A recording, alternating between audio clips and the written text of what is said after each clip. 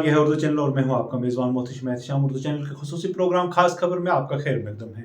नाज़रीन, ward number 3 मोहल्ला डुंगस की आवाम ने अपनी मदद आप करते हुए नालियों की सफाई की। इस दौरान उन्होंने महकमा म्यूनसिपल कौंसिल को तनकीद का निशाना बनाते हुए कहा कि वो अपना काम जिम्मेदारी से नहीं कर रहे हैं। उन्होंने कहा कि अरसा दराज से वो लोग इस बात का मुतालबा कर रहे हैं कि उनकी मोहल्ले की नालियां साफ़ की जाएं, लेकिन जब म्यूनसिपल कौंसिल की जानिब से सफाई सुथराई नहीं की गई तो उन्होंने अपनी मदद आप करते हुए नालियों की सफाई की।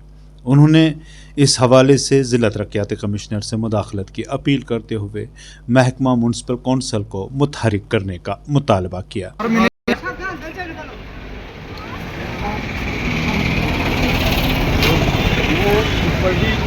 गवर्नमेंट से ये गुजारिश करता हूँ कि मोहल्ला डुंगस वार्ड नंबर 3 में ये लोग तमाम खड़े हैं जो अपनी अपनी नालियों को साफ करते हैं।